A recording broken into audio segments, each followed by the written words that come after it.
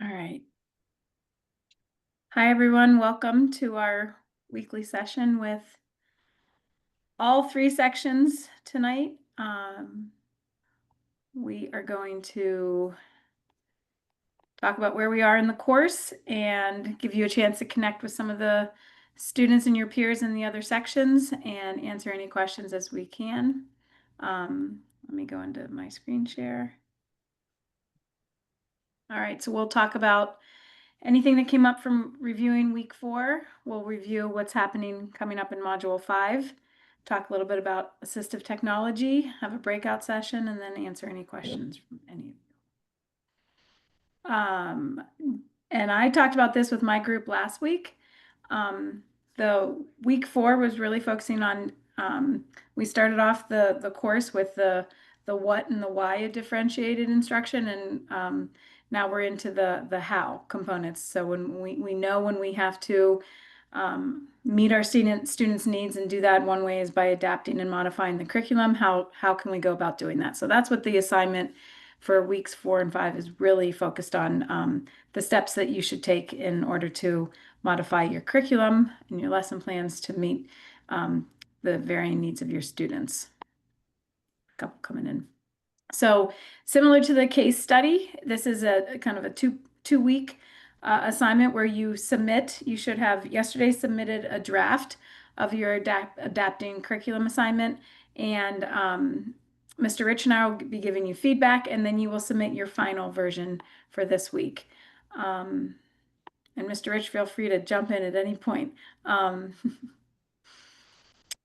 Here is the outline of what's expected for the adapting curriculum to meet student needs assignment.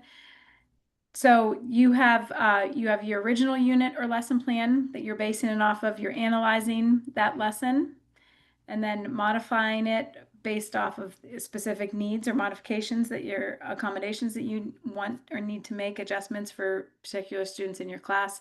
And then you have a written rationale for why you made the changes.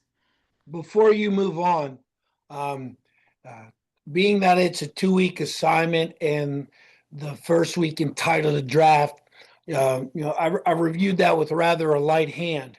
But if I can set some parameters for the group, I think the bullet points provide a nice roadmap. So some of you do have lesson plan templates from your schools. Great. Some of you don't and have created your own. And some of you are using a point part lesson plan format. Please make sure that at a minimum it has all those components identified: learning objectives, activities, materials, resource, and assessment methods. In some of the drafts, be they the original plan or the modified plan, those are absent. Relative to analyzing the lesson plan itself, please make sure that there is some notation. And I've some students have broken up the original, the modified, and the rationale into 3 separate documents. That's fine. Some have done it all in one document with 3 different parts. That's fine. Many of you just put in the original plan without the other 2 documents. That's not going to be okay. Come next week, and that'll be great. A little more with a heavier hand. But I really want to bring attention to this slide, and it lays out the roadmaps. Like, for example, some of you just made it a question and answer. Again, that's fine, but when you talk about your analysis, more than yes, no. Are the objectives attainable for students? Yes. Okay, I'm not a mind reader. Go ahead and tell me why you put yes.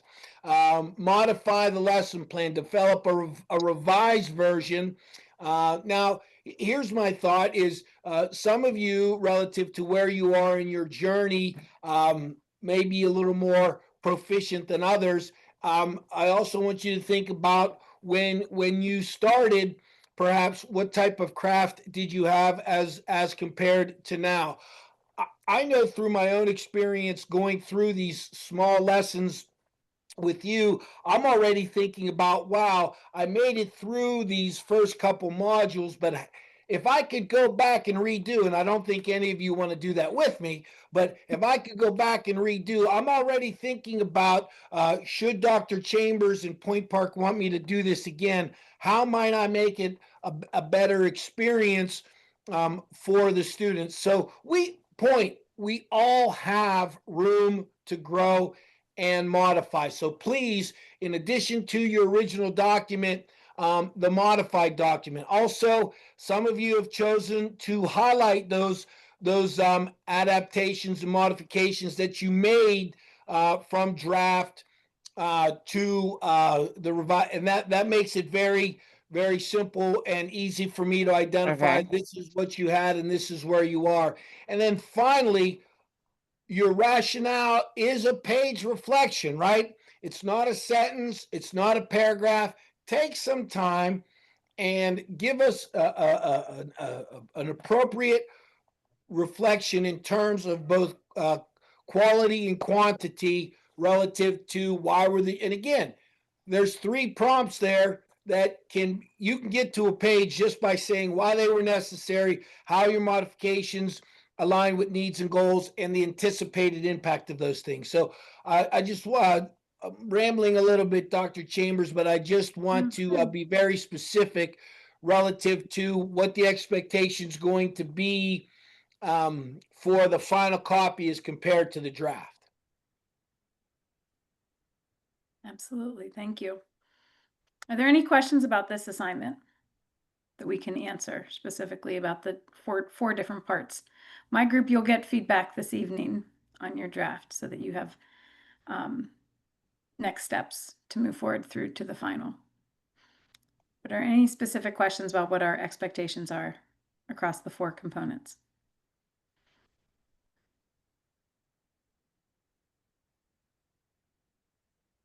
Hmm? All right, well, we look forward to taking a look at the modifications that you make based off of the feedback from the draft. And this is an exercise just like the case study assignment. This is an exercise in looking at and we have it outlined for you exactly the different components, but looking carefully at what you're teaching and how you're teaching it. And we know that good teaching requires you to take those extra steps to think about the students and their needs and how you for what's given to you in your curriculum, how you can adopt it, how you can modify it so that you know that you're delivering it in a way that the students are going to be able to meet the objectives that are laid out in the curriculum. And so this takes you through kind of a 4-step process, but this is something that should become, or you should be thinking about it on a day-to-day basis. What can you do differently to meet the students' needs in your classroom? And so that's the purpose of this assignment, and taking it as and the 2-step is similar to the case study, so that you can take a first draft at it, think about what you included, and then how can you go back and make it better. It's that continuous learning cycle that we're trying to engage you with through a couple of the assignments in this course, so that as Mr. Rich said, we're always learning, we're always thinking about ways we can improve and do better. So obviously with the content within this assignment, but then also that idea of revise, revisit, edit, make modifications. That's that type of cyclical learning is really what good teachers do on a consistent basis. So, any areas of concern with the assignment for the final for module 5? All right. So in module 5, we continue to look at modifying the curriculum and looking at materials and resources, and how we create accessible materials for students. Again, obviously, practicing that through the assignment.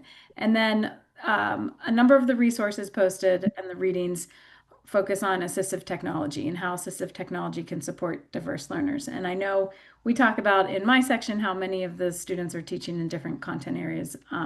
However, understanding what assistive technologies are out there and what you need to do to bring yourself up to speed in order to help students.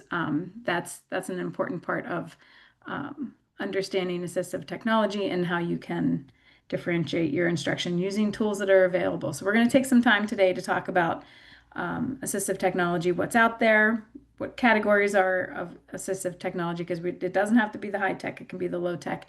And then you'll have a chance to jump into a breakout room to have an opportunity to discuss what you've seen and what you've used in your own classroom. Question? Did I hear somebody? All right, so assistive technology. It enhances students' ability to access learning materials. That's really kind of at the heart of it. And then how they can engage with others and participate in the class.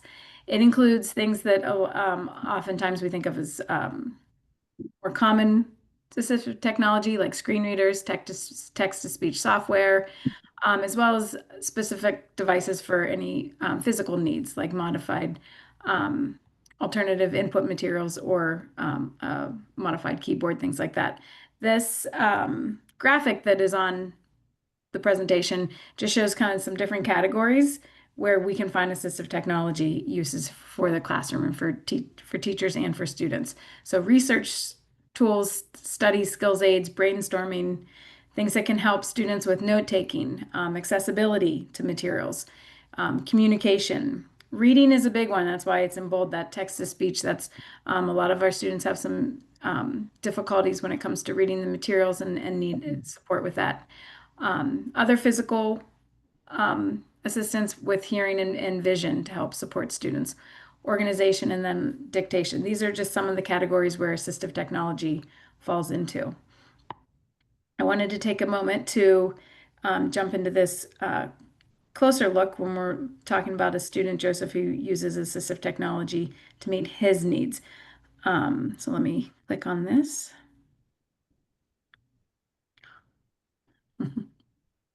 No. Hold on one second, guys.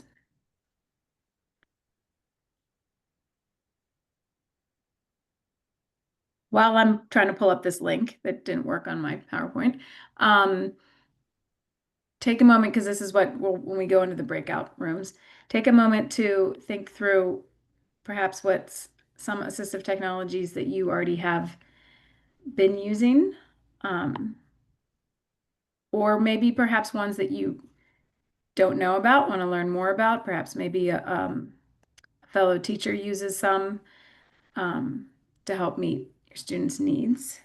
So one of the ones that I saw relative to several submissions, quite frankly, it surprised me how much it was being used is text to speech. Um, so many of you are using uh, text to speech, and for my own education, has anyone had some positive experiences with that in the CT environment, and how so? Is it a thing here or there, or is it um, part of your daily toolbox?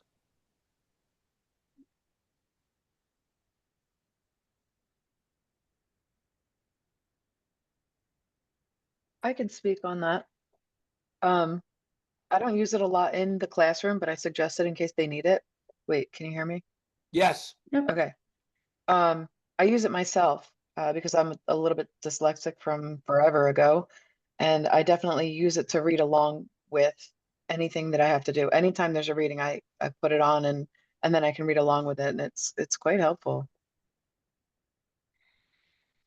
And Colleen, relative to that, in many of the lesson plans and the modifications, uh, I find you individually and you collectively, based upon experiences as a student, trying to avoid those pitfalls as a teacher. I've heard in your voices, I was a struggling learner. I've heard in your voices, I struggled to pay attention during a lecture.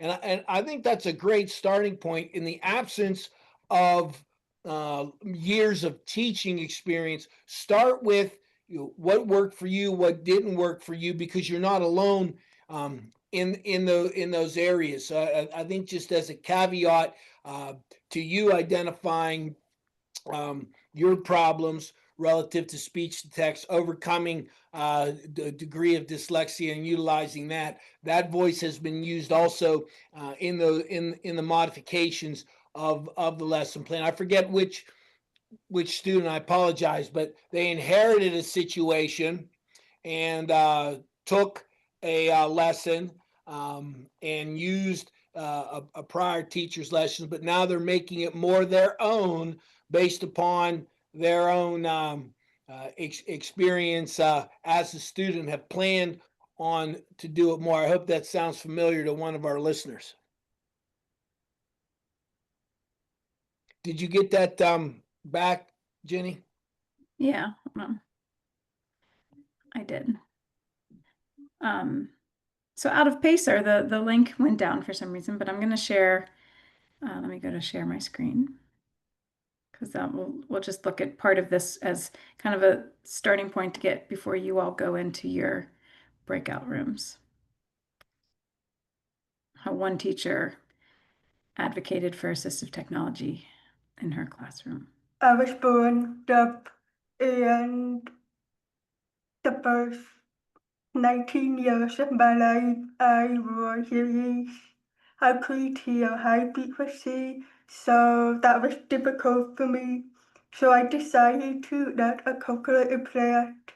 That was very helpful. I was able to hear so much more, but the most challenging part of being in school was the communication barrier, just because people didn't realize that if they're walking around, if they're talking, I can't keep up.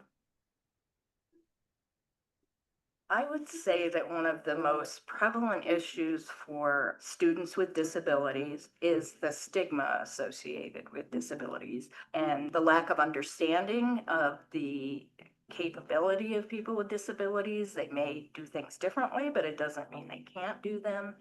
And so that's something that I think anyone with a disability, even this long after the ADA was passed, it's kind of a continual fight. Teachers sometimes don't realize why they need to give me the notes in advance, so that's why that's more work for me.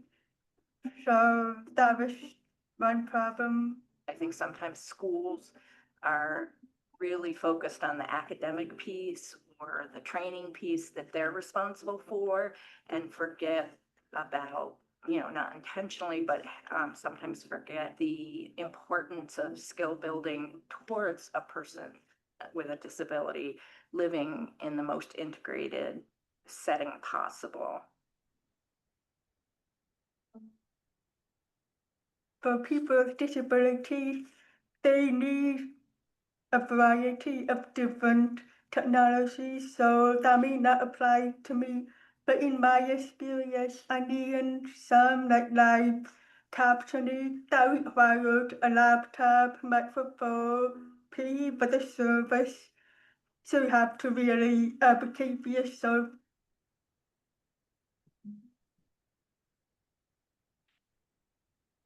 Most time when people think of assisted technology, they think of real high-tech, computerized, expensive, mind-blowing kind of technology. But then again, there are some simple things like, writing aids. You take a little styrofoam ball and you stick a pencil through it, and that helps someone who doesn't have fine motor skills be able to write. So technology can be a complete range. We certainly try to collaborate with the schools. Sometimes, we try different items and work with the school district to try to help a student get the best fit for what they need to be successful. For people who are blind, the speech to text softwares has been, I think, really wonderful.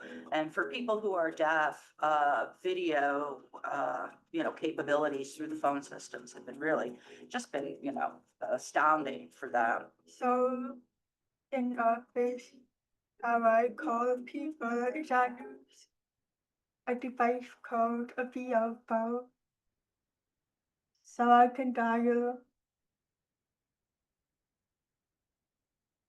there's a thing to see yourself in there.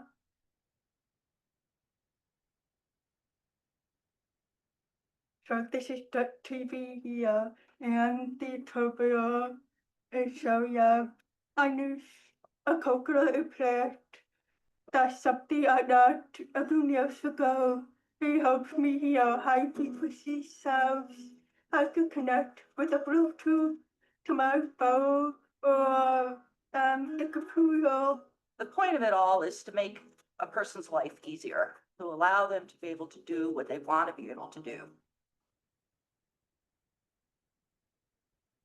I think the way that our try it room works is that people come in and they may see something that helps. We also do an item of the week on a human service listserv that introduces people to an item, and that often brings people in because they're like, I never knew there was a device that did that.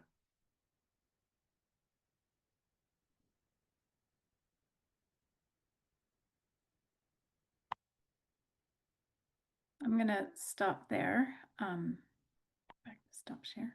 I think this was similar to the other video I was trying to show, just giving a personal account of the importance of assistive technology. And a few kind of takeaways from that video. One is that it doesn't have to be high tech.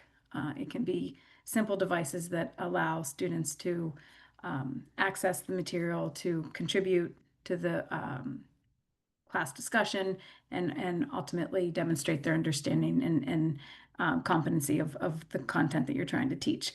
A big part of it, though, is knowing what's out there, becoming familiar with it as a teacher, and then allowing the students to and knowing what the students need and allowing them to be able to access available resources that you may or may not know are do exist in your school even. Let me share my screen again. And so when it's easy to understand the benefits of assistive technology, but implementing them can be another another level of challenge, because you need a couple of things to come into place. First, the training. As teachers, you need to be trained on specifically what your students might need and what devices they might be using. Like Mr. Rich said, a lot of you were talking about the speech to text, text to speech technology. Perhaps if you've never used that, you need to have some training to understand how to implement it within your classroom.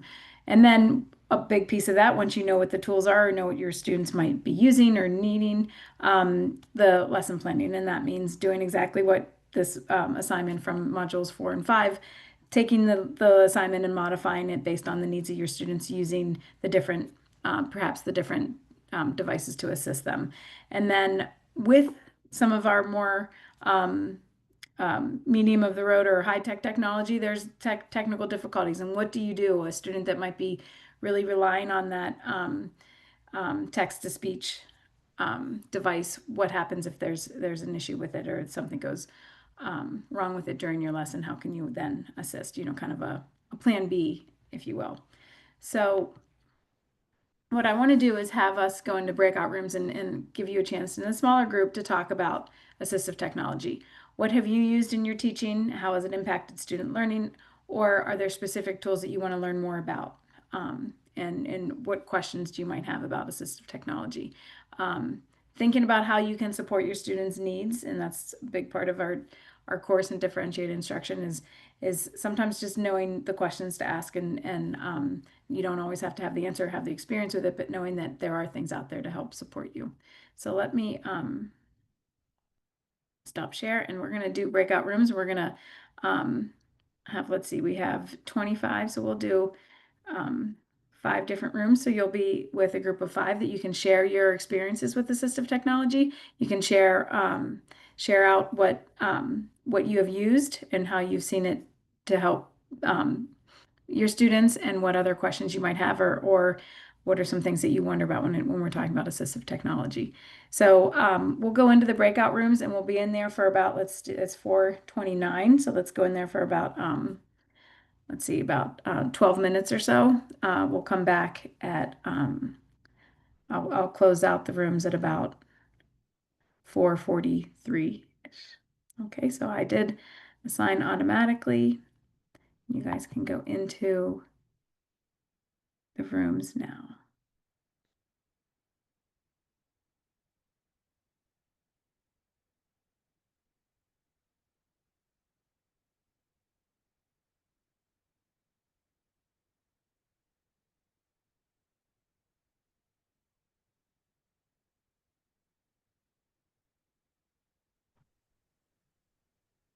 Regina, I keep pressing breakout number 2, but it's not.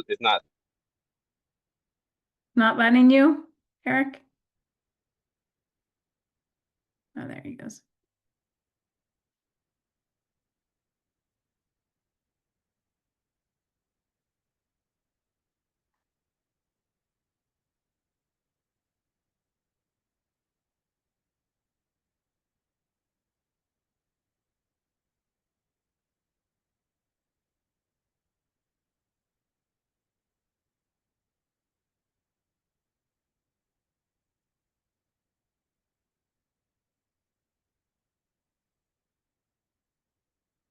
So Darius and Sean and Roger, if you guys can join your breakout room. Darius and Roger, you're in room 3. Sean, you're in room 2.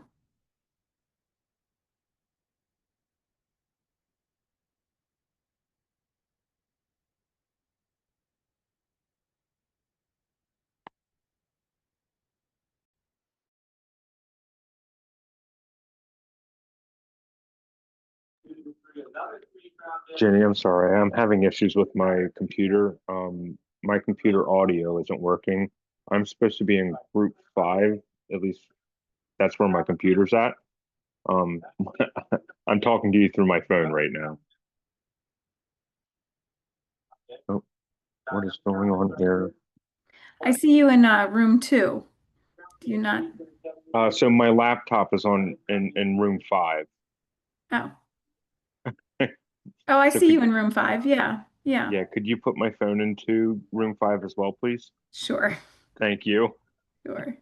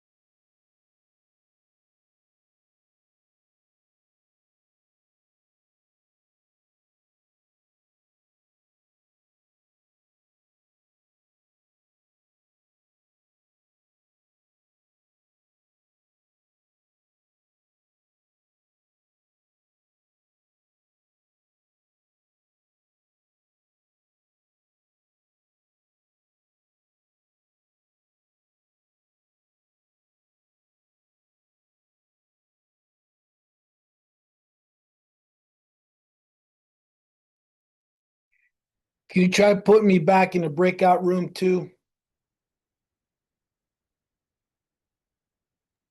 Sure. Hold on one second. Having some audio trouble. Sure.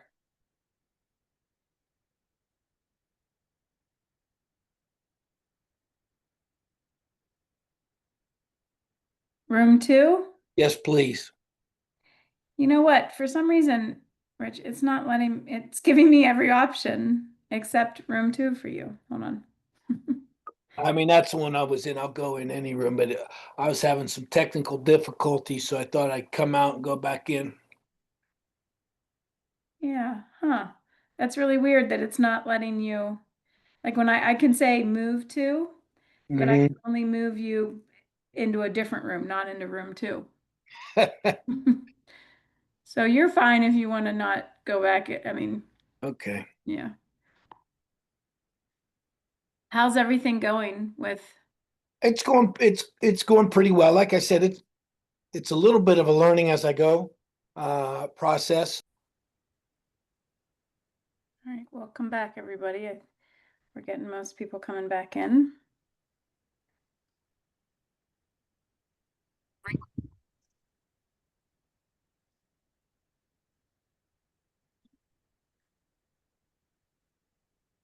All right, Mr. Rich, you want to share what you were just talking with room 2 about? Yes. So I think it was Eric was describing headphones and what they need.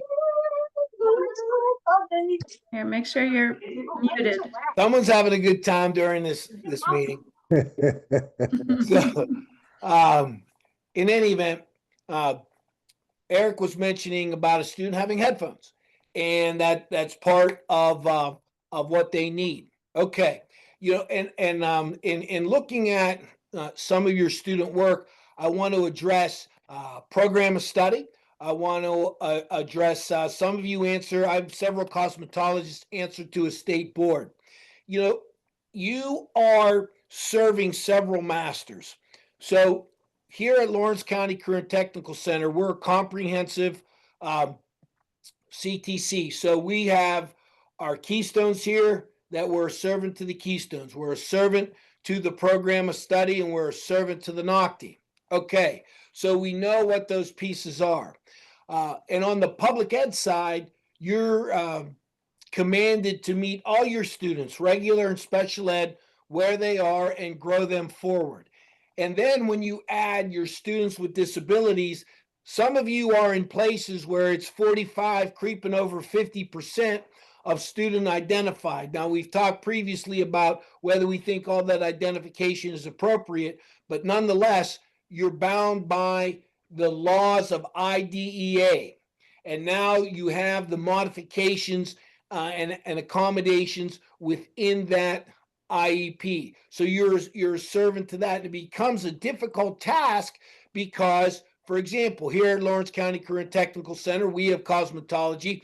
We have students who do very well on the NOCTI, but not all of them end up passing the state board. That's a different master. That's a different standard. So you use your pedagogy and you use your adaptations and accommodations because you need to get students from where they are to move them forward. And we want to get them all to the same level of proficiency, but I don't know if we always will. And so I understand your concern and your strain when you're trying to meet several masters, the demands of an IEP versus expectations of NOCTI versus completer versus answering to a state association like the state board. We also have certified nurse aide here. So we have to answer to the state nursing board. So it is really a perplexed task, and it is really a talent that I wouldn't imagine any of you have mastered yet, but hopefully along your journey that you have all these fingers relative to IEP, relative to Reg Ed, relative to the need for differentiation, and relative to getting them to a standard of proficiency to get a certification, to be labeled as proficient on their NOCTI or whatever special certification. So I hear you in those comments relative to assistive technology, relative to accommodations. And again, I just think the best way to think about that is what are your pathways? And it's going to take some kids longer than others. And we have the same goal for them all. But you know, if proficiency in phys ed was dunking a basketball, we're going to give you Michael Jordan, pretty damn good teacher, right? Doing a great job. I will tell you right now, I'm going to get an F. I'm not going to be able to dunk the basketball. Okay, we're going to give you extended time. You can give me a lifetime. I'm not going to dunk the basketball. Okay, I might be able to do a layup. Not all the time, though. I can tell you that. Even on a layup, I'm not making them all. I might be able to get a trampoline and jump higher. And maybe sometimes I can maybe even get the rim. But we have to understand that it's a reality that you're going to do your best to differentiate. And you're going to meet all kids where they are. And you're going to get the most out of them. And it may or may not translate to a state level certification like the state boards for cosmetology or like the certified nurse aid test. Those are very, very rigorous. But let's take some layups then. If they can't be a cosmetologist, can they do nails? You know, if they can't be a certified nurse aid and they still want to be in healthcare, can they be some type of orderly? So I think there are runner-up prizes along the way, and don't be frustrated if you're trying to serve all those masters. Those are all excellent points, Mr. Rich. I appreciate you sharing. You all had an opportunity to share in your small group. So any response to either what Mr. Rich was saying, of course, great analogy with the basketball. I think that puts it into context for all of us in terms of what we need to be doing as teachers and understanding the supports that we need to have in place and the realities for our students. But how about a few minutes just to share out some of the an interesting point that was shared or something that you discussed with the group in terms of your experience with assistive technology, what you've seen that's worked, something that you're intrigued about? So one thing that we talked about wasn't necessarily assistive technology unless you look at it from like a diabetic standpoint, where they have like a continuous glucose monitor that monitors their blood sugar constantly and has like an app on their phone that uploads it. But one thing we were talking about was like staff training for not necessarily assistive technology, but students with disabilities medically that might affect their learning. Like maybe they have low blood sugar, or maybe they are in culinary and they've eaten something that caused it to spike, or you have a student with seizures and things like that was one of the things that we talked about. I know, like I said, I know that that's not necessarily assistive technology, but it would be something that would be beneficial to know about. Absolutely. And that training piece for that is key, knowing not only what your needs are for your students, but if they have something like that. Absolutely. So that counts. It's, it's not part of you implementing your lesson, but it's part of them being in a safe space in order to be a part of the teaching in the classroom. Well, let me ask this related to that. In your opening and service days, does anybody have time where they either get their 504s, review the 504s, meet with your school nurse on any high priority? You can have, for example, Emily, you can have a brittle diabetic, and you should be very cognizant of that because their levels can fluctuate greatly. There also might be relative to so 504 other medical adaptations that you might have to make. Amanda. This year was the first year, so I got together with the school nurse, and because I'm a baking and pastry, and then I got with a culinary teacher too, to write out a list and gather a list of everyone in the school's allergies, so that if we did have shellfish or peanuts or anything like that, we knew about it, that if it was airborne and stuff, because no one had ever like collaborated and made a list like that first. So we have that now going school wide.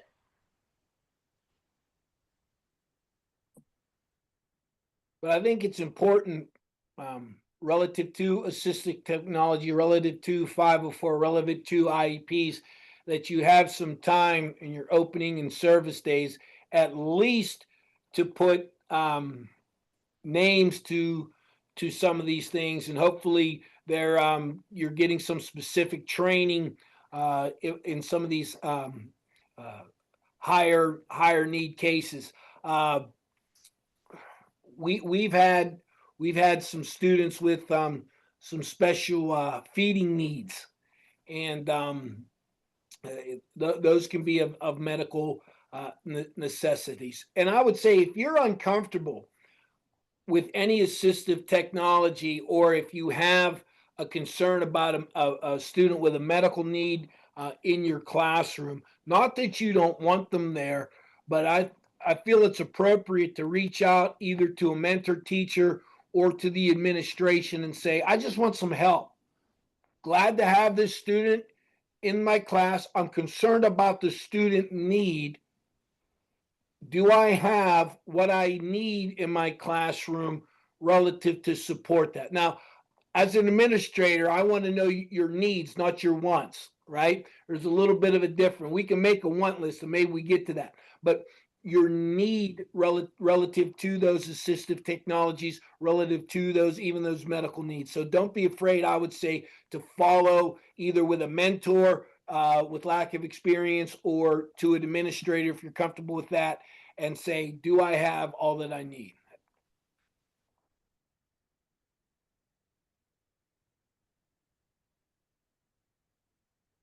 Absolutely great advice. Anyone else have any experience with assistive technology in their classroom, that's something that has worked, that you've seen really benefit the students, that you think others should know about? I do. Um, I was saying in my group, we have a lot of ELL learners, and we use Google Translate a lot. And Google Translate just this year started allowing you to upload your PDFs.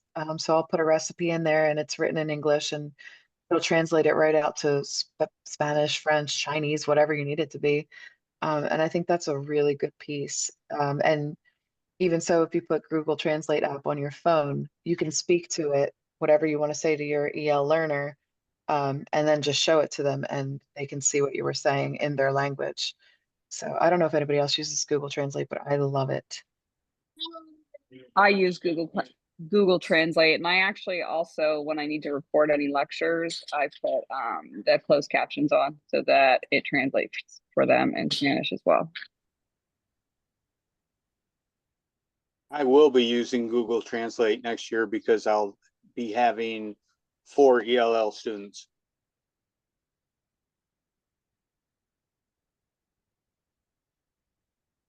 That's something that's an area that I haven't thought about, but Colleen, I think you talked about that in your writings about ELL. If you didn't, there were some others, and that was one that kind of caught my attention, because again, here in northwestern Pennsylvania, we had a blip on the radar of ELL students relative to a Puerto Rican hurricane a few years back, but that wave kind of went through, and our ELL population has remained low. Where I know some of you who may be in southeast Pennsylvania, the ELL population is growing, and that's going to be even more of a need here in Pennsylvania. So and that's interesting too. 5 years ago there would have been no Google Translate, right? That's a relatively new experience to public education.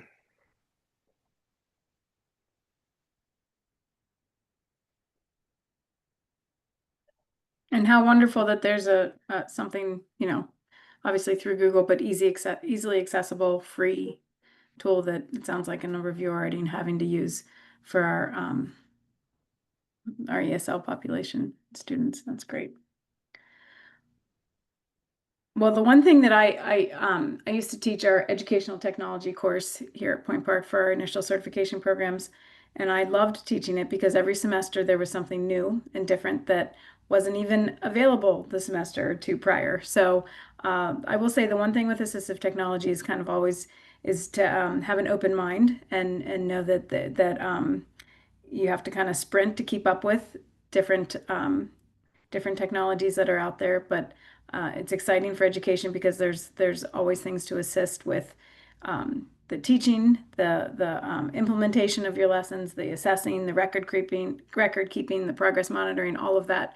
And so I think that as long as you kind of have an open mindset about it, there's it's pretty exciting to take that on and think about ways that you can connect with your students and use technology to help you and ask the questions like Mr. Rich was saying at the beginning.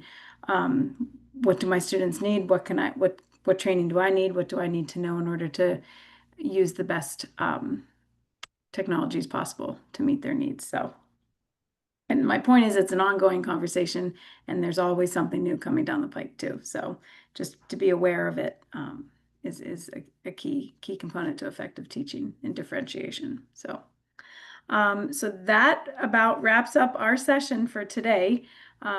Like we said, this week from my group, you'll be hearing all the feedback if you haven't already by this evening on the draft of the modified assignment.